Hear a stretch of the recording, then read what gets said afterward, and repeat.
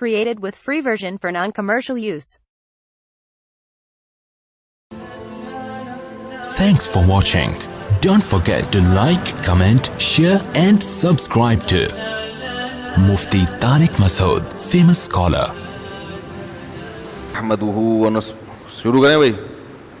अल्हम्दुलिल्लाहि नहमदुहु व नस्तईनुहु व नस्तगफिरुहु व नु'मिनु बिही व नतवक्कलु अलैहि व नऊज़ु बिल्लाहि मिन शुरूरि अनफुसिना व मिन सय्यिआति अमालिना मन यहदिहिल्लाहु फला मुदिल्ल लहु व मन युद्लिल फला हादिय लहु व नशहदु अन ला इलाहा इल्लल्लाहु वहदहु ला शरीक लहु व नशहदु अन्न मुहम्मदन अब्दुहु व रसूलुहु.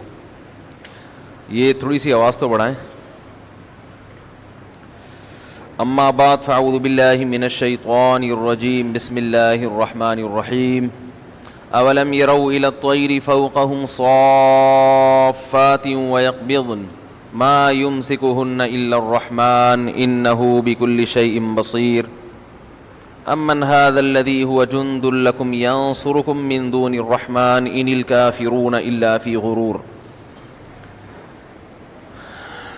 सूरह मुल्क की आयत चल रही हैं.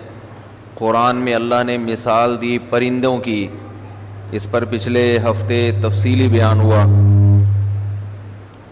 अवलम यरौ इला त्वय्रि, क्या ये देखते नहीं हैं परिंदों की तरफ. फ़ौक़हुम साफ़्फ़ातिन व यक़बिज़न,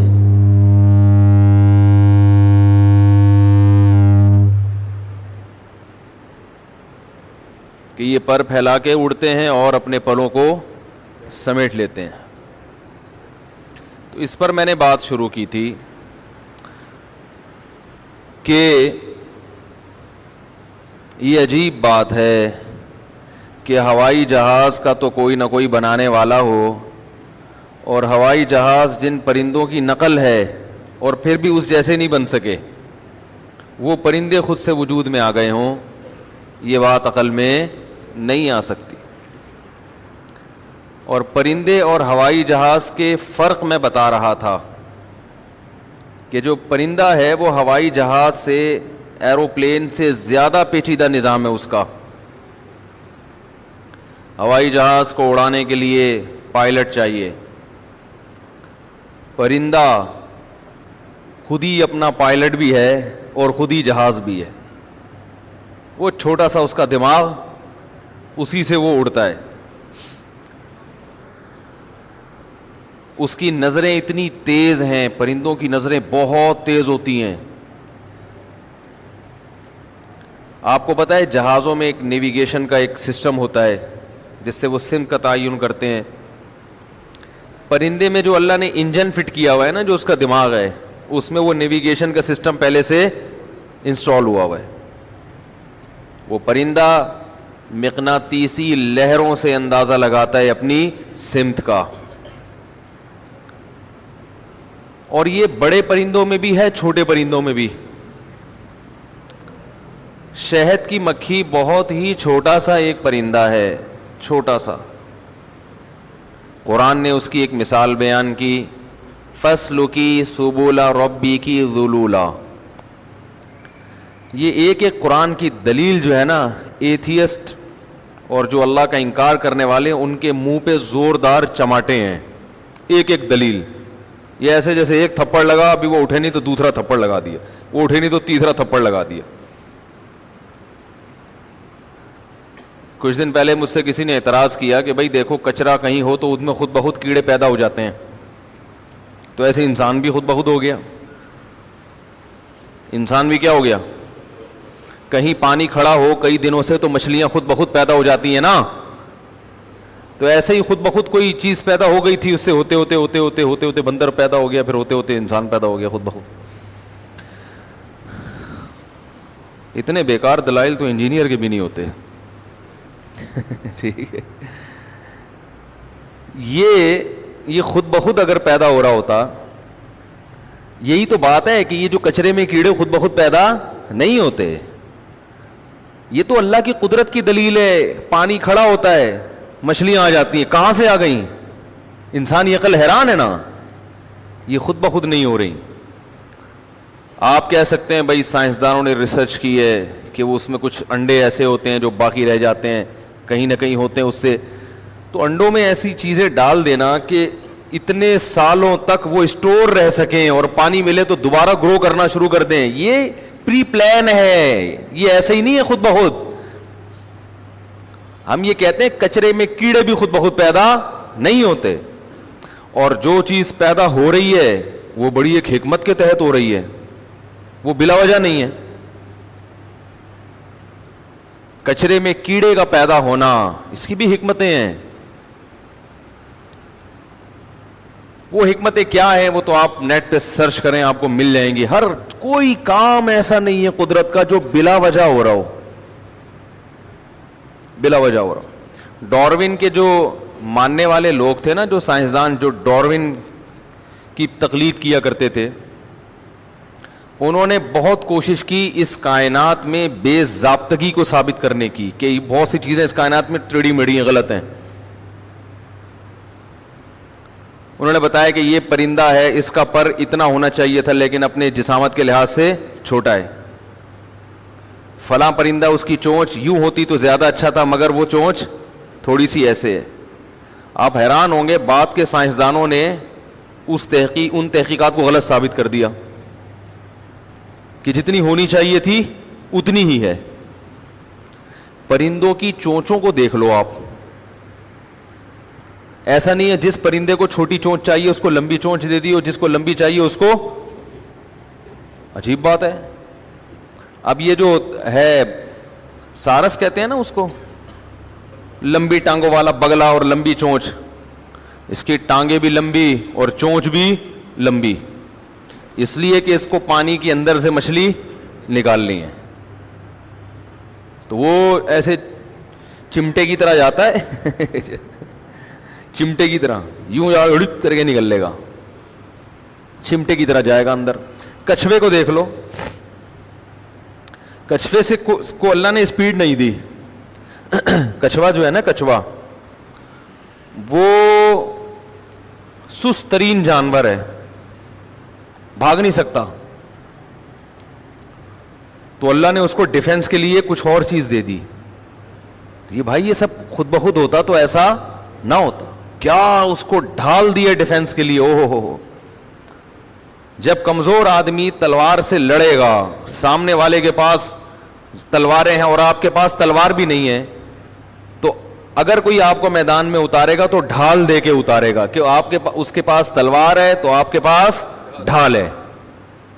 وہی ڈھال بالکل اس جیسی اور اتنی مضبوط ڈھال اللہ نے کچھوے کے اوپر فکس کر دی کہ تو بھاگ تو نہیں سکتا, لیکن اتنی زبردست ڈھال دی ہے کہ جب تجھ پر کوئی حملہ کرنے کی کوشش کرے تو اس ڈھال کے نیچے اپنے آپ کو بند کر لینا اور منہ چڑھانا شروع کر دینا کہ کر لے, کیا کر سکتا ہے تو ہے بھائی. اب کچھوے کا شکار کرنے کے لیے شیر آئے یا کچھ بھی آئے, کچھوا اندر, اب شیر انتظار کرے گا یار یہ کب باہر نکلے گا. جیسے آپ قرضہ مانگنے کے لیے کسی کے گھر جاؤ اور گھنٹی پہ ہاتھ رکھ کے کھڑے ہو جاؤ اور وہ نکل نہ رہا ہو, کتنی تکلیف ہوتی ہے نا انسان کو. وہ تو اپنے گھر میں بیٹھا ہے, وہ کیوں نکلے گا بھائی, وہ اپنے آرام سے پنکھے کے نیچے بیٹھا ہوا ہے, آپ دھوپ میں کھڑے ہوئے ہیں باہر, تو وہ تو 6 مہینے بھی نہ نکلے کوئی مسئلہ نہیں ہے, آپ زیادہ 10 منٹ بھی انتظار نہیں کر سکتے. تو کچھوے کی اسپیڈ نہیں ہے, کچھوا کہتا ہے ٹھیک ہے بھائی مجھے کوئی جلدی نہیں ہے. کچھوا شیر سے کہتا ہے مجھے کوئی جلدی, اپنے گھر پہنچنے کی جلدی نہیں ہے, میں آرام سے ادھر ہی بیٹھا ہوں اوپر کور اپنے آپ کو ڈھک کے. اب وہ شیر بیچارہ کھڑا رہے گا. شیرنی کا فون آئے گا بھائی تھوڑی دیر میں, کہاں بھیجا تھا, ٹائم دیکھو کیا ہو رہا ہے. تو کیا نظام ہے ہر چیز میں, ہر چیز میں. دیکھو اللہ تعالیٰ کو سمجھنے کے لیے بصیرت کی آنکھیں اگر کھلی ہوں تو ایک ایک چیز اللہ کی پہچان کراتی ہے, اللہ کے وجود کی بھی خبر دے گی اور اللہ کے وجود کے ساتھ ساتھ اللہ کے محسن ہونے کی بھی خبر دے گی کہ وہ تم پر بڑا مہربان, نہایت رحم کرنے والا ہے, بڑا مہربان ہے. ہر چیز کی خبر دے گی. اور اگر بصیرت کی آنکھیں اندھی ہو جائیں تو میرے بھائی دلائل کے انبار بھی لگ جائیں. دیکھو نا فرعون کی بصیرت کی آنکھیں اندھی ہو گئی تھیں, کتنے دلائل دیکھ رہا ہے, کیسے معجزے دیکھ رہا ہے کہ اللہ نے موسیٰ علیہ السلام کو اس کے محل میں پالا, موسیٰ علیہ السلام نے لاٹھی کو سانپ بنایا, اس نے کہا یہ جادو ہے, ایسے تو جادو بھی ہوتے ہیں, میں نہیں مانتا. اللہ نے جادوگروں سے مقابلہ کروا دیا, بلکہ فرعون نے کہا کہ جادوگر میری طرف سے آئیں گے. جب وہ جادوگروں نے مان لیا کہ یہ جادوگر نہیں ہے تو فرعون نے کہا نورا کشتی ہے. بھائی نورا کشتی میں تو بندے بھی وہ لے کر آتا ہے نا, یہ تو آپ نے اپنے بندے دیے, اور نورا کشتی تو اپنے مفاد کے لیے ہوتی ہے. دونوں کا مکمکا ہوا تھا کہ پیسے کے لیے یا حکومت کے لیے. تو جادوگروں کو فرعون نے دھمکی دی میں تمہارے ہاتھ پاؤں کاٹ کے قتل کر دوں گا. تو جادوگر اس وقت کہتے بھائی ہم تو پروفٹ کے لیے وہاں گئے تھے, یہ تو ہم اس سے بھی جا رہے ہیں, تو فوراً فرعون کی طرف جھک جانا چاہیے تھا. حضرت موسیٰ سے کہتے بھائی ہمیں اس کی امید نہیں تھی, ہم نے تو نورا کشتی آپ سے کی تھی حکومت کے لیے, اب پیسے ہمیں وہاں زیادہ مل رہے ہیں تو بھائی السلام علیکم, ہمارا رستہ الگ آپ کا الگ. جیسے سیاسی لوٹے بے پیندے کے جو ہوتے ہیں نا, جہاں مفاد نظر آیا ادھر کو لڑکتے ہیں, وہ کیونکہ وہ سیاست کر رہے ہیں مفاد کے لیے. تو مفاد کے لیے جب سیاست ہوگی تو بھائی اس کو ملک سے کیا کرنا ہے. تو یہاں بھی ایسا ہی ہے کہ سیاست جادوگر کر رہے تھے. اگر نورا, فرعون نے پتہ ہے کیا الزام لگایا, یہ نورا کشتی ہے, ان ھذا لکبیرکم الذی علمکم السحر, یہ تم میں بڑا ہے جس نے تمہیں کو جادو سکھایا ہے, اور اسی کے سیکھے ہوئے اپنے استاد سے اب تم آپس میں پہلے سے طے شدہ تھا پروگرام کہ ہم ہاریں گے آپ جیتیں گے. کشتیوں میں بھی ایسا ہوتا ہے نا, ریسلنگ میں بعض دفعہ پہلے سے پلان ہوتا ہے کہ میں ایک تھپڑ ماروں گا تو وہ سیریس نہیں ہو جانا اس پہ, وہ جھوٹی موٹی کا ہوگا, پہلے سے اس کو سکھا کے آئے ہوئے, تو کہیں ایسا نہ ہو کہ سچی مچی کا سمجھ لیا اس کو, تم نے اٹھا کے کوٹ ہی دیا مجھے, تو میں ویسے ہی ہارنے کے لیے آیا ہوں, لیکن احتیاطاً میں 2-4 تھپڑ بھی آپ کے رخسار مبارک پہ لگا دوں گا. تو یہ ریسلنگ میں بھی سنا ہے واللہ عالم کہ اس طرح سے پہلے سے طے شدہ بھی ہوتا ہے. باکسنگ میں بھی سنا ہے, کرکٹ میں تو بہت سنا ہے کہ پہلے سے پلیئروں کو خریدا جاتا ہے, پلیئرز کو, اور کہا جاتا ہے کہ آپ نو بال کرا دینا یا یہ کرا دینا, واللہ عالم. تو فرعون نے کہا یہ پہلے سے کیا ہے, طے شدہ ہے. تو بھائی طے شدہ کام اپنے مفاد کے لیے ہوتا ہے. اب کسی پلیئر کو آپ خرید لیں کہ 1 کروڑ روپے دوں گا, اور دوسرا کہ تو ہارا نا, وہ تو تجھے 1 کروڑ دے گا, میں تیری گردن اڑا دوں گا, تو آپ اس کے 1 کروڑ فوراً واپس کرو گے؟ بولو گے بھائی میں تو پیٹ کے لیے کر رہا تھا, وہ مجھے 2 کروڑ دے رہا ہے اور دھمکی ساتھ میں دے رہا ہے کہ اگر ہار گئے تو گردن بھی اڑا دوں گا, تو پھر یہ فوراً اگر یہ نورا کشتی ہوگی تو ساتھ چھوڑ دے گا انسان. اللہ نے فرعون کو کتنی بڑی دلیل دکھائی, کتنی بڑی دلیل, کہ جادوگر مقابلہ ہارے, سجدے میں گر گئے کہ یہ موسیٰ اللہ کے پیغمبر ہیں, موسیٰ اور ہارون. فرعون نے کہا نورا کشتی ہے, میں تمہارے ہاتھ پاؤں کاٹ کے لٹکا دوں گا, فی جذوع النخل, سب کی لاشیں کھجور کے تنوں پہ لٹک رہی ہوں گی. جادوگروں نے کہا کہ لن نؤثرک علی ما جاءنا من البینات, اے فرعون ہمارے پاس موسیٰ کے برحق ہونے کے جو دلائل آ چکے ہیں ان دلائل پر ہم تجھے ہرگز ترجیح نہیں دے سکتے, ناممکن. یہ نہیں کہہ رہے کہ موسیٰ سے ہمیں جتنے پیسے مل رہے ہیں تیرے ریٹ اس سے کم ہیں, یہ نہیں کہہ رہے. ہم نے جو دلائل دیکھے ہیں موسیٰ کے برحق ہونے کے, ان دلائل کے ہوتے ہوئے ہم تجھے ہرگز ترجیح نہیں دے سکتے. رہا مسئلہ دھمکی کا کہ تو ہاتھ پاؤں کاٹ کے سولی لٹکا دے گا کھجور کے تنوں میں, فقضی ما انت قاض, تیرے بس میں جو ہے تو وہ کر لے. یہ تو ہلکی بات ہے, یہ کاٹنے پیٹنا اور یہ لٹکا دینا یہ چھوٹی موٹی باتیں ہیں. ہائے ہائے کیسے سمجھائیں بھائی, اللہ کرے ہماری بھی سمجھ میں آ جائیں یہ چیزیں, ہم تو خود محتاج ہیں, سمجھ میں ہی تو نہیں آ رہا, اور جب آئے گا تو آنکھیں بند ہو چکی ہوں گی.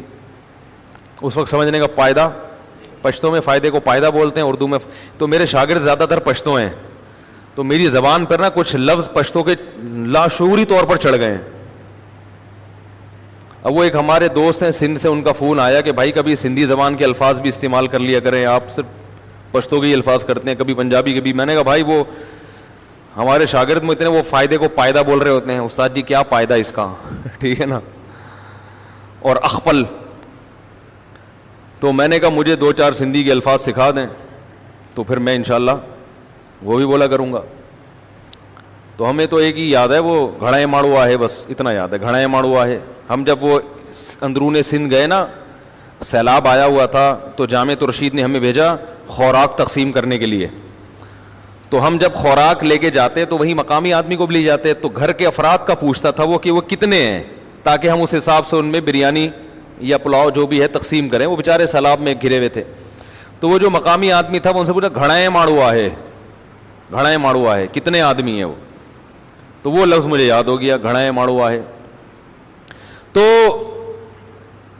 موسیٰ علیہ الصلاۃ والسلام, اچھا فرعون کیا کہہ رہا تھا یار, میں وہ تو واقعہ تو سنا رہا تھا, شکر ہے یہ نہیں کہ دین کی بات کر رہے تھے آپ.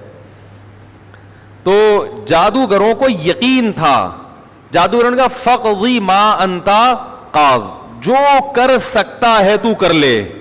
آگے دلیل بھی دی کہ بھائی بات یہ ہے کہ اب سوال پیدا ہوتا ہے نا کہ یہ کیا بات ہوئی بھائی, اس کو فل آپشن دے رہے ہو جو چاہے کر لو. تو جادوگروں نے دلیل بھی دی کہ ہم اس کو جو آپشن دے رہے ہیں کہ جو چاہے کر لے, اس کی وجہ یہ ہے کہ انما تقضی هذه الحیات الدنیا, کہ تو جو کچھ کرے گا اس دنیا میں کرے گا نا, تو دنیا میں زیادہ سے زیادہ کیا ہو سکتا ہے بھائی, دنیا میں سب سے بڑی سزا کسی کو جان سے مار دو, آگ میں پھینک دو, یہی ہے نا, اس سے زیادہ کیا کر لے گا. اور ہم نے جو موسیٰ کے برحق ہونے کی دلیل دیکھی ہے, اس سے ہمیں موسیٰ کا سچا ہونا ثابت ہو گیا, اور موسیٰ کی تمام باتوں کا سچا ہونا بھی خود بخود ثابت. جب ایک انسان کا سچا ہونا ثابت ہو جائے تو انسان کے سچے ہونے کی ڈیفینیشن یہ ہے کہ اس کی زبان سے جو لفظ نکلے گا وہ بھی جھوٹا نہیں. اس نے کہا میں خدا کا بھیجا ہوا پیغمبر ہوں, خدا کا نمائندہ ہوں, میں جو کچھ کہوں گا وہ میں نہیں بلکہ کون کہہ رہا ہے, اللہ کہہ رہا ہے. اور اللہ نے ثابت بھی کر دیا کہ میرا نمائندہ ہے. اور اس نے ہمیں جو خوشخبریاں دی ہیں وہ جنت کی دی ہیں, ہمیشہ ہمیشہ کی جنت, اور جو وعید سنائی ہے وہ جہنم کی, وہ ہمیشہ ہمیشہ کی آگ. تو ہم اس ہمیشہ والی جنت کو تیری حکومت پر ترجیح نہیں دے سکتے, اور اس ہمیشہ والی آگ کو تیری سزا پہ ترجیح نہیں دے سکتے. ہم اس ہمیشہ والی جنت کو تیری حکومت پہ ترجیح دیں گے, تیری حکومت کو اس جنت پہ ترجیح نہیں دے سکتے. کیوں؟ واللہ خیر و ابقا, انتہائی مختصر کلام ہو رہا ہے, اور ایک ایک لفظ جو ہے نا بڑا خاندانی جادوگروں کے منہ سے. یہ وہ جادوگر ہیں جو توبہ کر لیتے ہیں, جو نہیں کرتے تو وہ دیواریں کالی کرتے ہیں, جو ہمارے یہاں پورے کراچی میں دیواریں کالی ہوئی ہیں. جادو وہ جو سر چڑھ کے بولے, بنگالی, بنگال کا جادو ایسے لکھا ہوتا ہے نا, اور لوگ جا جا کے ان سے نقصان ہو رہا ہے لوگوں کا. تو یہ اللہ کرے یہ آیتیں سن کے کسی بنگالی جادوگر کو توبہ کی توفیق مل جائے. بنگالی سے مراد جو بنگال کا جادو سیکھ کے آیا, ورنہ صرف بنگلہ دیش میں جادو نہیں ہوتا, جادو تو ہر جگہ ہی ہو رہا ہے. اور یہ بنگلہ دیش میں جادو وادو سیکھتے نہیں ہیں, بس ویسے ہی سیکھ یہاں رہے ہوتے ہیں, اس کو کیا کر دیتے ہیں بنگال کا جادو, کیونکہ لوگ کہتے ہیں بنگال میں لکھا ہوگا کراچی کا جادو کیونکہ وہیں مقامی جادو ہو تو لوگ اس پہ یقین نہیں کرتے. ایسی جگہ کے لے کر آؤ جو جس کا ویزا بڑا مشکل ہو تو لوگ اس کو یقین کر لیتے ہیں. تو بنگلہ دیش میں مشہور ہے کراچی کا جادو, اور یا پاکستان کا جادو, اور یہاں مشہور ہے بنگال کا جادو. اچھا خیر, تو اب دیکھو حضرت موسیٰ علیہ الصلاۃ والسلام کے برحق ہونے کی ان کے پاس دلیل کیا آئی تھی. جب ایک دلیل آ گئی انہوں نے کہا بھائی ختم, اب مان لیا اللہ کے پیغمبر ہیں, اب جو یہ جو کہہ رہے ہیں وہ کیا ہے, صحیح ہے. اسی وجہ سے پیغمبر مان لینا یہ بڑا حساس مسئلہ ہے. تبھی ہم مرزائیوں کے معاملے میں, قادیانیوں کے معاملے میں بہت سینسیٹیو ہیں.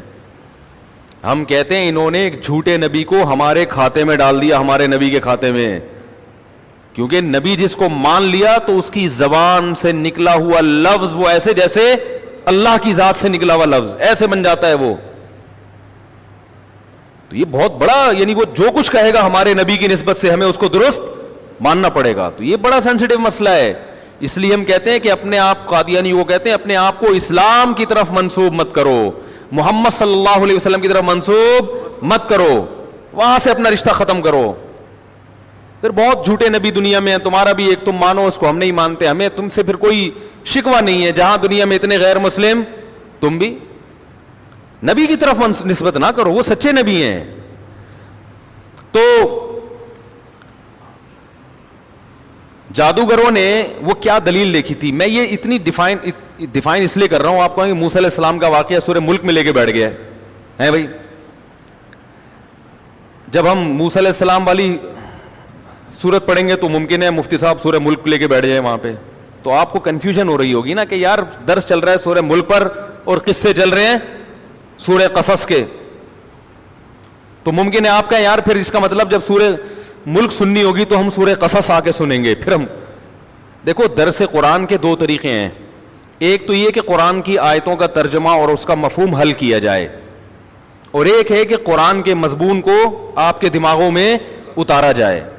میرا وہ طریقہ بھی ہے درس دینے کا, وہ میں ریکارڈنگ کرواتا ہوں, آزان ٹی وی میں ریکارڈنگ چل رہی ہے, اب ہم یہاں بھی کروائیں گے اپنے چینل پہ, اور طلبہ کو ہم اسی اسٹائل میں درس دیتے ہیں. ایک ایک آیت کہ جو اس کو گرامر کے لحاظ سے حل کرنا, اس کا شان نزول, یہ سبجیکٹ کیا ہے, اس میں ورب کیا ہے, آبجیکٹ کیا ہے, اس کا شان نزول کیا ہے, یہ منسوخ ہے یا ناسخ ہے, یہ طریقے سے بھی ہم درس دے رہے ہیں. یہ والا جو طریقہ ہے اس طریقے سے عمل کی توفیق نہیں ملتی اتنی. آپ یعنی قرآن کے ماہر تو بن جاؤ گے, موٹیویٹ جو کیا جاتا ہے نا وہ اسی طریقے سے کیا جاتا ہے, سمجھ رہے ہیں؟ تو یہ درس قرآن ہی ہے, آپ اس کو درس قرآن کے علاوہ کچھ اور نہ سمجھیں. تو میں یہ اس لیے اتنا بیان کر رہا ہوں موسیٰ علیہ السلام والے واقعے کو کہ دیکھو ہمارے سامنے ایک پرندے کی مثال آئی ہے, یہ بڑی خاندانی مثال ہے. تو ہونا یہ چاہیے کہ پرندے کی اس مثال کے بعد ہمارے ایمان کا لیول ایسا ہی ہو جائے جیسے کہ جادوگروں کے ایمان کا لیول ہو گیا تھا.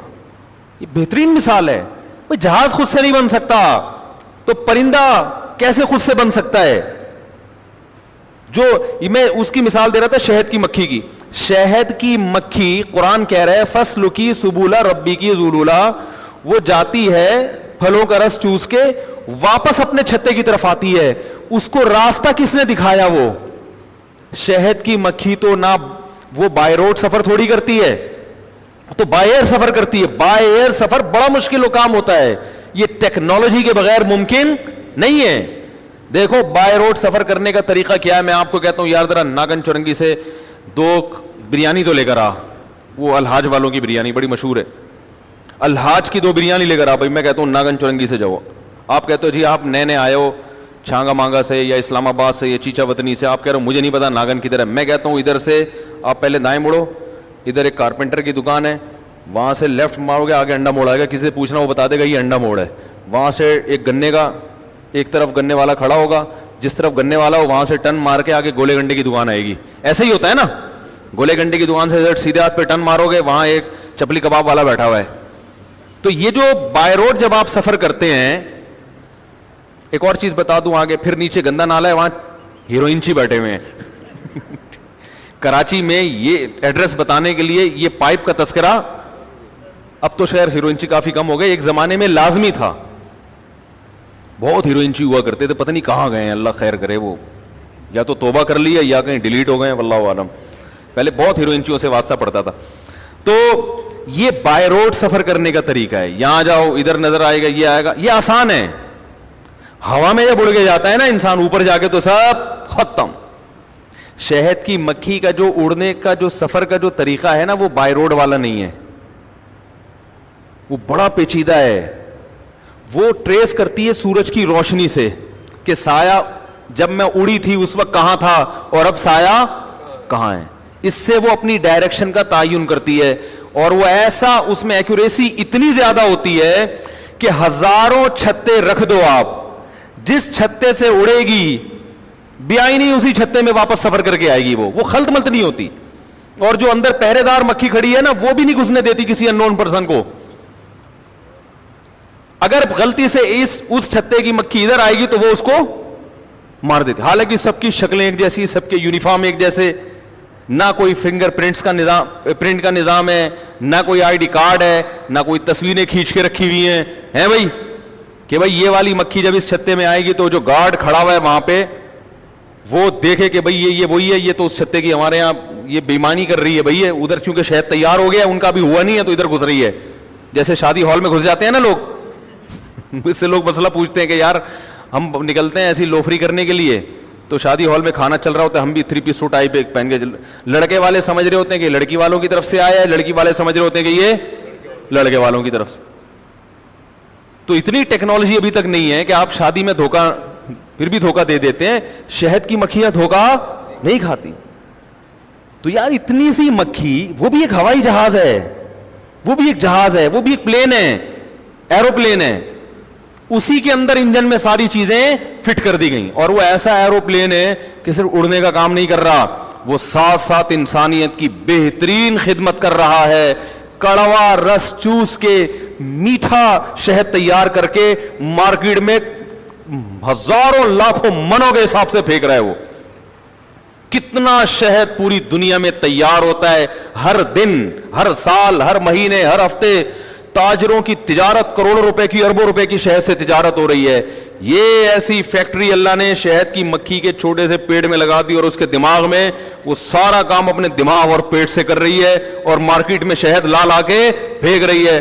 اور ہم دوائیوں میں بھی وہ شہد ڈال رہے ہیں اور چمچے بھر بھر کے بھی پی رہے ہیں. اور جب اللہ کہتا ہے اس شہد کو پیدا کرنے والے کی طرف دیکھو تو ہم کہتے ہیں یہ مکھی خود سے بنی ہے, ایک اتفاق تھا جو خود بخود وجود میں آ گئی, اور اس مکھی کے دماغ میں یہ سافٹ ویئر خود بخود انسٹال ہو گئے, اسے اڑتے ہوئے ہوائی سفر خود بخود سمجھ میں آ گیا. 1 کروڑوں سال میں آ سکتا ہے کروڑوں سال میں, اور بھائی کروڑوں سال میں سکھانے والا اگر کوئی نہ ہو, اربوں سال میں ایسی چیز بن نہیں سکتی. سیکھنا تو دور کی بات ہے, جب سمجھ میں آ جاتا ہے انسان کے تو ان کے ایمان کا لیول وہی ہوتا ہے جو موسیٰ علیہ السلام سے مقابلے کے لیے جادوگروں کا لیول تھا. تو جادوگروں نے کیا چیز دیکھی تھی بھائی جو ان کو یقین آ گیا کہ یہ اللہ کے سچے پیغمبر؟ وہ یہ دیکھا کہ ہم جب لاٹھی کو سانپ بنا رہے ہیں تو وہ دیکھنے میں سانپ لگ رہی ہے, حقیقت میں سانپ نہیں ہے. یخیل الیہ من سحرہ انہا تسعی, قرآن کے الفاظ. سب لوگوں کی نظروں پہ ایسا انہوں نے ایک پردہ ڈالا ہے کہ لوگوں کو یہ خیال ہونے لگا کہ یہ سانپ ہیں, حقیقت میں سانپ نہیں تھے. موسیٰ علیہ السلام کو بھی لگنے لگا کہ یہ کیا ہے, سانپ ہے, اور گھبرا بھی گئے کہ اتنے سانپ میری طرف آ رہے ہیں. اللہ فرماتے ہیں قلنا لا تخف, اے موسیٰ ڈر نہیں, القی ما فی یمینک, تیرے دائیں ہاتھ میں جو لاٹھی ہے نا, دیکھو دائیں ہاتھ کا استعمال سنت ہے, اس کو ہلکا نہ سمجھا کرو. الٹے ہاتھ سے پانی پیا جا رہا ہے, الٹے ہاتھ سے چپس کھا رہے ہیں. جب لوگوں کو سمجھایا جائے بھائی سیدھے ہاتھ سے لین دین کیا کرو, پیسے دو سیدھے ہاتھ سے, وصول کرو سیدھے ہاتھ سے, کھانا کھاؤ سیدھے ہاتھ سے, جوس پیو سیدھے ہاتھ سے, تو لوگ پتہ ہے کیا کہتے ہیں, یہ مولویوں نے الٹے سیدھے کے چکر میں ہمیں الجھا کے رکھا ہے چھوٹی چھوٹی باتوں میں.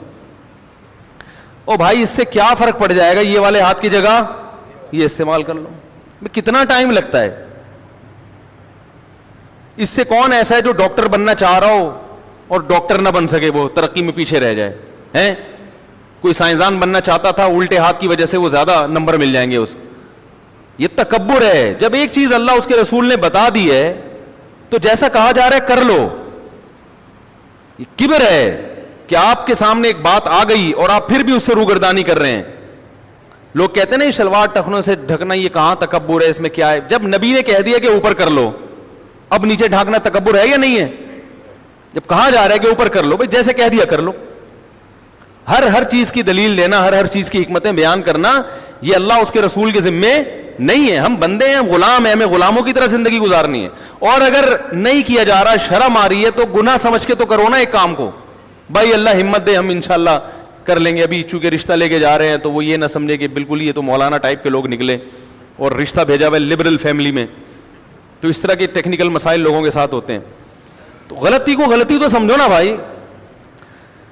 تو اب کیا ہے کہ اللہ نے کیا فرمایا, القی ما فی یمینک, تیرے دائیں ہاتھ میں. جب بھی آتا ہے دائیں کا ذکر, اس سے پتہ چلتا ہے موسیٰ علیہ السلام کی لاٹھی ہمیشہ کے ساتھ میں ہوتی تھی دائیں ہاتھ. جب تک دائیں ہاتھ ہے بائیں ہاتھ سے کام، بائیں ہاتھ سے وہ کام جو گندگی والے ہیں، استنجا کرنا، پاؤں دھونا، ناک میں انگلی گھمانے کا کسی کو بچپن سے اگر بہت شوق ہو تو وہ کس کام، بعض لوگوں کو ہوتا ہے مانتے نہیں ہے، کیا کریں اب، تو ہم ان سے کہتے ہیں عادت چھوٹنی ہے تو کم از کم ہے بھائی کون سی الٹے ہاتھ کی انگلی استعمال کر لی، وہ نماز میں بھی گھما رہے ہوتے ہیں تو اس کے لیے الٹے ہاتھ کی انگلی. نبی صلی اللہ علیہ وسلم کی تاکید ہے. بعض لوگ کھانا کھاتے ہوئے کیا کرتے ہیں کہ پانی پی رہے ہیں تو وہ الٹے ہاتھ سے پیتے ہیں اور یہ کہتے ہیں ہمارا دائیں ہاتھ گندا ہے، اور دائیں ہاتھ سے لیڈ لے لیتے ہیں تھوڑی سی، وہ ایسے نا انگلی ٹچ کر لیتے ہیں کہ دائیں کا استعمال بھی ہو جائے سیدھے ہاتھ کا. یہ بھی میں سمجھتا ہوں ٹھیک نہیں. آپ انگلی کو چاٹیں، ہاتھ کو صاف کریں، پھر سیدھے ہاتھ سے آپ گلاس پکڑیں. لیڈ لینی ہے تو الٹے کی لے لیں ٹھیک ہے نا. سہارا لینا ہے تو کس سے، الٹے ہاتھ کی لیڈ لیں، کنیکشن ہوتا ہے نا کہ گر نہ جائے گلاس، یا دونوں ہاتھوں سے پکڑ لیں. ہاں کوئی ایسی چیز ہے یا مسئلہ ہو رہا ہے آپ کے لیے تو پھر ایک الگ بات ہے، اس کو مسلط نہ کر لیں کوئی اپنے اوپر. مثال کے طور پر دو چیزیں اکٹھی کھا رہے ہیں آپ تو پھر دونوں ہاتھ استعمال کر سکتے ہیں. جیسے کھجور اور کھیرے کو ملا کے کھایا جاتا ہے نا، ابے بھائی کھجور گرم خشک ہے، کھیرا تر اور ٹھنڈا ہے. یہ ٹیکنیکل حکمت کی باتیں بھی میں درمیان میں کرتا رہتا ہوں نا بھائی، حکیم لوگ اسی میں لگے لیتے ہیں نا کہ یہ گرم خشک ہے تو اس کے ساتھ یہ کھاؤ تو یہ ٹھنڈا گرم ہو جائے گا، تو ملا کے پلس مائنس تاثیر معتدل ہو جائے گی. مسور کی دال جو بڑی گرم ہوتی ہے، پتہ ہے خشک بھی ہوتی ہے گرم بھی ہوتی ہے، تو اس کو اگر دیسی گھی میں پکا کے کھائیں گے تو اس کی خشکی ختم، وہ نقصان نہیں دے گی، یعنی جو خشکی کی وجہ سے ایک نقصان ہوتا ہے. تو اسی طرح کھجور کے ساتھ اگر کھیرا کھایا جائے، ککڑی کھائی جائے تو کھجور کی جو گرمی یا خشکی ہے، ککڑی اور کھیرا اس کی گرمی اور خشکی کو کیا لے آتا ہے، اعتدال پر.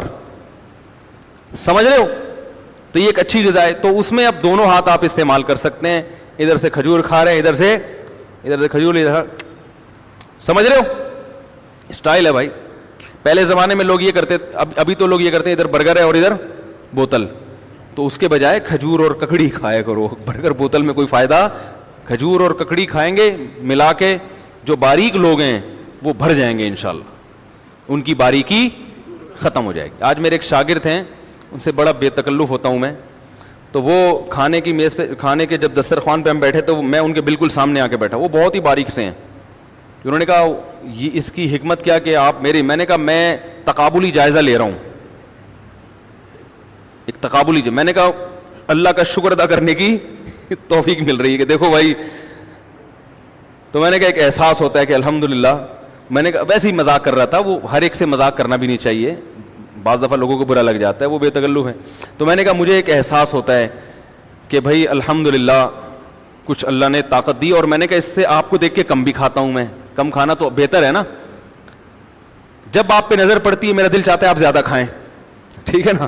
آپ کے علاوہ کسی اور کے پاس بیٹھا ہوتا تو دل نہیں چاہتا کہ وہ زیادہ کھائے. تو وہ ایک گزر رہا تھا نا، ایک بہت ہی باریک سا آدمی، اسے دیکھ کے کسی نے کہا کہ یار تمہیں دیکھ کے ایسا لگتا ہے کہ قحط پڑا ہوا ہے، پیچھے ایک موٹا تازہ آدمی آ رہا ہے. تو اس نے کہا جب پیچھے جو میرے بندہ آ رہا ہے نا اس کو دیکھ کے قحط کی وجہ بھی سمجھ میں آ جائے گی کہ کیوں پڑا ہوا ہے، سارا وہی کھا جاتا ہے. تو جو باریک لوگ ہیں، دبلے پتلے ہیں، وہ کھجور اور کھیرا ملا کے کھائیں. حدیث سے ثابت ہے، حضرت امی عائشہ رضی اللہ تعالی عنہا نے کھایا تو آپ کا جسم بھاری ہو گیا. تو جو باریک لوگ ہیں نا، کھجور اور ککڑی ملا کے یا کھیرا اور کھجور ملا کے کھایا کریں، طاقت بھی آئے گی اور انشاءاللہ ویٹ بھی کیا ہو جائے گا، بڑھ جائے گا. تو حضرت موسیٰ علیہ السلام جب انہوں نے لاٹھی پھینکی ہے تو وہ دیکھنے میں کیا لگ رہی تھی، سانپ. اور ادھر موسیٰ علیہ السلام نے جو دائیں ہاتھ میں، دائیں ہاتھ سے بات آئی تھی ذہن میں کہ حضرت موسیٰ کی لاٹھی ہمیشہ کس میں ہوتی تھی، دائیں ہاتھ میں. تو ہر چیز میں دائیں ہاتھ کا استعمال کرنا چاہیے. پیسوں کے لین دین میں بھی نبی صلی اللہ علیہ وسلم نے تو یہاں تک ترغیب دی کہ صف میں بھی دائیں طرف کھڑا ہونا یہ بائیں طرف سے افضل ہے. جب آپ آئیں اور دیکھیں دونوں طرف صف برابر ہے تو رائٹ سائڈ پہ کھڑے ہوا کریں. ہاں ساری صف ادھر کو نکل گئی پھر ادھر آئیں آپ، لیکن برابر ہے تو سیدھے ہاتھ کو، یعنی امام کے سیدھے ہاتھ پہ کھڑے ہونے کو ترجیح دی گئی ہے. تو اللہ نے فرمایا موسیٰ علیہ السلام سے القی ما فی یمینک، تیرے دائیں ہاتھ میں جو لاٹھی ہے زمین پہ پھینک. تو ہوا یہ تھا کہ وہ لاٹھی سچی مچی میں سانپ بن گئی تھی. جادوگر جادو کو جانتے ہیں کہ بھائی یہ سچی مچی میں ایسا نہیں ہے، جھوٹی موٹی میں تو بہت کچھ ہوتا ہے. اس کی مثال ایسے جیسے آج کل یوٹیوب پہ ہے نا وہ میجک شو، اس میں دکھاتے ہیں ٹانگیں الگ ہو گئی اور دھڑ الگ ہو گیا, پھر دوبارہ ملا دیا تو وہ دوبارہ انسان بن کے جا رہا ہے. تو وہ جو یہ شو کر رہے ہوتے ہیں ان کو تو پتا ہوتا ہے کہ ہم نظر کو دھوکہ دے رہے ہیں. کیا خیال ہے؟ ان کو پتا ہوتا ہے کہ ہم لوگوں کی نظروں کو دھوکہ دے رہے ہیں, ایسی ٹرک استعمال کر رہے ہیں کہ ٹانگیں وانگیں کٹتی نہیں ہیں. لیکن ان کے سامنے ایک آدمی آئے اور وہ ٹرک استعمال نہ کرے اور وہ کسی کے 2 ٹکڑے کرے, الگ کرے اور دوبارہ چپکا دے, تو وہ سجدے میں گریں گے کہ نہیں گریں گے؟ بولیں گے بھائی ہماری زندگی گزر گئی یہ جادو کرتے ہوئے, سوائے نظروں کے دھوکے کے کچھ بھی نہیں ہے. تم نے حقیقت میں کاٹ کے کیسے جوڑ دی؟ یہ انسان کا کام نہیں ہو سکتا, ناممکن ہے انسان کے لیے کرنا. یہ کچھ اور کوئی خدائی طاقت ہے جو یہ کام کر رہی ہے. تو جادوگر جادو کی حقیقت کو جانتا ہے. ہمارے سامنے اگر کوئی ٹانگیں کاٹ کے جوڑ دے تو ہم یہی کہیں گے یار یہ وہی میجک شو ہے. وہ قسمیں اٹھائے گا کہ بھائی یہ میجک نہیں ہے, یہ جادو نہیں ہے, یہ میں نے اللہ نے جوڑا. تو ہم پھر بھی کنفیوز ہو سکتے ہیں, ہم کہہ سکتے ہیں نہیں یار کچھ اور ٹرک آ گئی ہوگی, ہمیں نہیں پتہ چل رہی ہوگی. لیکن جو یہ ٹرک جانتے ہیں وہ کہیں گے بھائی یہ جادو نہیں ہے.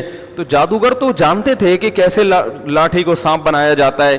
انہوں نے جب دیکھا کہ حضرت موسیٰ نے لاٹھی زمین پہ ڈالی ہے اور وہ سانپ بن کے دوڑنے لگی, تو قرآن کے الفاظ دیکھو, فَأُلْقِيَا, فا آتا ہے تعقیب مال وصل کے لیے, فوراً کوئی کام اگر ہو رہا ہو نا اس کے لیے, اور فعل مجہول ہے, پیسو وائس سمجھتے ہو نا کہ یہ کام کر دیا گیا.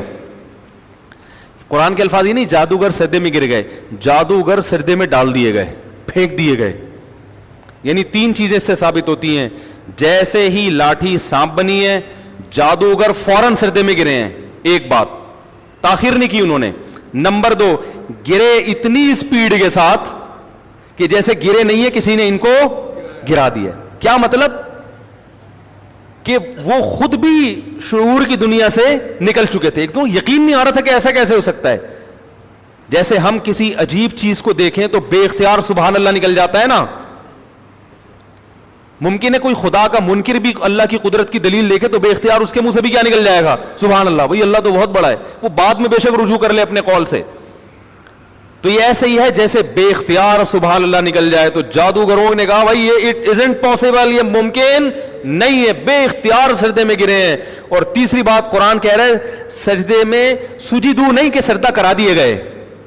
القیا کا مطلب ڈال دینا, پھینک دینا, ایسے جیسے کسی غیبی طاقت نے ان کو اٹھا کے زمین پہ پٹخ دیا, ان کے سرکوں کے لگاؤ زمین پہ. یہ سب قرآن کی بلاغت ہے, حالانکہ کوئی غیبی طاقت نہیں تھی, کوئی پھینکا نہیں گیا تھا. اور یہ بتانے, یہ قرآن جو ہے نا بات کو مؤثر بنانے کے لیے اور پورا حقیقت کا نقشہ کھینچنے کے لیے عربی میں بلاغت کا استعمال کرتا ہے قرآن, سمجھانے کے. بلیغ کتاب ہے نا, تبھی تو قرآن نے چیلنج کیا کہ اس جیسی کتاب کوئی نہیں لا سکتا. کیا مطلب؟ کہ قرآن جس مضمون کو جن الفاظ کے ساتھ بیان کرتا ہے اور جن وہ الفاظ کی جو جس ترتیب سے جوڑا جاتا ہے, اس مضمون کو کوئی انسان اتنے بہترین انداز سے اور الفاظ کی اس قسم کے الفاظ کی سلیکشن اور الفاظ کو اس ترتیب سے جوڑنا کسی انسان کے بس میں نہیں ہے. سمجھ رہے کہ نہیں سمجھ رہے؟ یعنی اس مضمون کو کسی اور اسٹائل میں بیان کرنا ممکن ہی نہیں ہے اتنے اچھے طریقے سے. یہ ہے بلاغت. تو قرآن کی بلاغت دیکھو, فَأُلْقِيَا, فا کا مطلب فوراً, القیہ کا مطلب سجدے میں گئے نہیں, پھینک دیے گئے, ڈال دیے گئے. اور ڈال دیے گئے میں مطلب خود نہیں کیا بلکہ گویا غیبی تک, حالانکہ سب کام خود کر رہے ہیں. تو یہ بتانے کے لیے کہ ان کو اتنا یقین ہو گیا نا فوراً کہ یہ سچے نبی ہیں, یہ جھوٹے نہیں ہیں, یہ اللہ کام کر سکتا ہے, یہ انسانوں کا کام نہیں ہے. فوراً گر گئے اور کہنے لگے, اور کیسا تگڑا ایمان کہ فرعون نے کہا نا لٹکا دوں گا. تو انہوں نے کہا ہمیں تو اللہ سے یہ ڈر لگ رہا ہے کہ ایک پیغمبر کا ہم نے مقابلہ کیوں کیا, ہمیں تو یہ خوف ہے کہ اس کی سزا نہ مل جائے. تو اب ہم موسیٰ پر ایمان اس لیے بھی لا رہے ہیں, نطمع ان یغفر لنا ربنا خطایانا وما اکرہتنا علیہ من السحر. تو نے موسیٰ کلیم اللہ کے مقابلے میں جو ہمیں لا کے کھڑا کر دیا, یہ تو ہمارا جرم ہے. اب اگر ہم ایمان لے کر آئیں گے تو اللہ سے امید ہے کہ اس جرم کو معاف کرے گا. ایمان نہیں لائے تو یہ جرم بھی ہمارے کھاتے میں, یعنی کفر تو کیا ہی ہے, وہ جرم تو ہے, اس کے علاوہ ایک بڑا جرم کیا کہ پیغمبر کا مقابلہ. تو جب انسان دلائل دیکھتا ہے, اگر اس کی اچھا یہ دیکھو ان کی بصیرت کی آنکھیں کھلی تھی, فوراً ایمان لے آئے, حالانکہ مقابلے میں آئے تھے. ان کو تو لوگوں سے تانے بھی ملنے تھے نا کہ ابے تم تو ہمارے بندے تھے, مقابلے کے لیے گئے تھے, تم ہی وہاں جا کے ادھر ہی کو لڑک گئے. لیکن بصیرت کی آنکھیں کھل گئیں, انہوں نے کہا کوئی بات نہیں, ہم آئے تھے مقابلے کے لیے, مگر ساتھ اب موسیٰ کا دیں گے. لیکن جن کی بصیرت کی آنکھیں اندھی تھی وہ پورا یہ پروگرام اور یہ پورا مقابلہ اپنی آنکھوں سے دیکھ رہے تھے, انہیں ایمان کی توفیق نہیں ملی. کیونکہ حضرت موسیٰ نے یہ جو چیلنج کیا تھا, پتہ ہے فرعون نے کہا تھا کہ اے موسیٰ آپ جادوگروں کو, میں جادوگر لاؤں گا آپ کے مقابلے میں, ٹھیک ہے نا, کوئی جگہ متعین کر دیں. اب جو دلیل میں کمزور ہوتا ہے نا وہ جگہ بتاتا ہے بند کمرے میں, کیا خیال ہے؟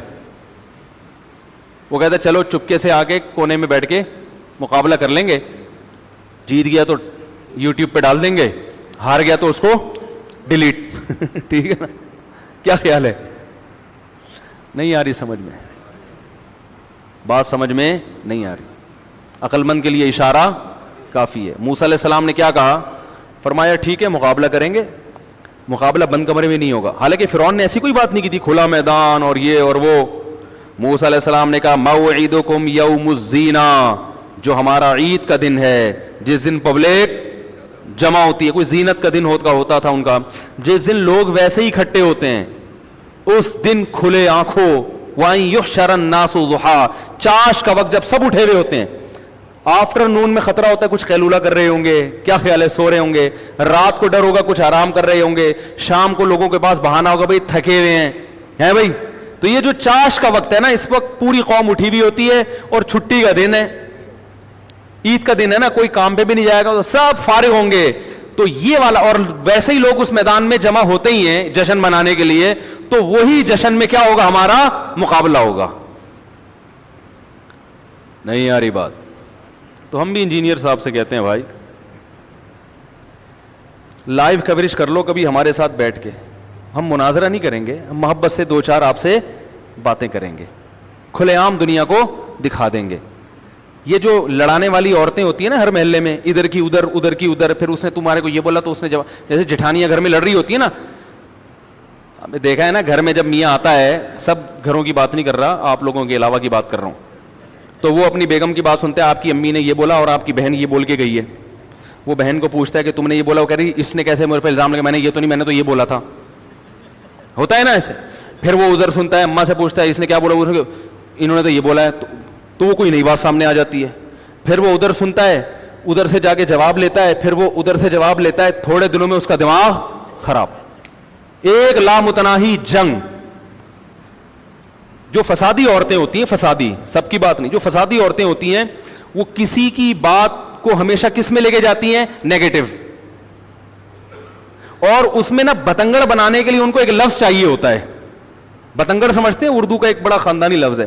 بتنگڑ بنانے کے لیے کیا چاہیے ہوتا ہے, لفظ. مثال کے طور پر پھڈا ہو رہا ہے میاں بیوی کا آپس میں, پھڈے کے دوران شوہر نے اگر ذرا سا یہ لفظ کہہ دیا کہ میں تو تم سے شادی کر کے پچھتا رہا ہوں, غصے میں نا کہہ دیتے ہیں بعض دفعہ, حالانکہ دل میں نیت نہیں ہوتی, تو وہ پورا پڈا ایک طرف فسادی ہوگی تو کیا نکال لے گی, تو انہوں نے یہ تو مجھ سے پچھتا رہے ہیں, انہوں نے تو اتنا بڑا جملہ کہہ دیا مجھے. اسی طرح مرد اگر فسادی ہوگا تو وہ بھی کیا نکال لے گا, پوری تقریر میں سے, پڈے میں سے ایک جملہ نکال لے گا. پھر نندے جٹھ, یہ گھروں میں جو لڑائیاں ہوتی ہیں یہ اسی وجہ سے تو حل نہیں ہو سکتی. پوری تقریر ایک طرف ہوتی ہے, درمیان سے ایک لفظ نکال کے اس پہ پھر دلائل کے انبار لگا دیے, پھر اس نے کہا کہ وہ اپنی صفائیاں بیان کر رہا ہے, پھر ادھر اس کا حل کیا ہوتا ہے کہ بھائی ایک دفعہ تمیز سے بٹھا دیا جائے, ٹھیک ہے نا, اور کسی تھرڈ پرسن کو کیا بنایا جائے, امپائر بنایا جائے, ریفری بنایا جائے, ثالث بنایا جائے, کہ بھائی وہ تھرڈ پرسن وہ نیوٹرل ہو, وہ بے شک کوئی غیر مسلم ہو, وہ عیسائی ہو, ہندو ہو, کوئی بھی ہو, اس کو لا کے بٹھا دیا جائے. یا نہ بھی بٹھائیں تو وہ جو ڈیبیٹ ہو نا وہ عوام پہ چھوڑ دی جائے کہ اس ڈیبیٹ میں عوام فیصلہ کرے. یہ جو آمنے سامنے ہو رہی ہے اس میں فیصلہ کرے کہ کون صحیح ہے اور کون غلط ہے. دونوں ایک دوسرے کو کبھی بھی غلط نہیں کہہ سکتے, ہر آدمی اپنا دفاعی کرتا ہے, جو آج کل مارکیٹ میں چل رہا ہے. Created with free version for non-commercial use.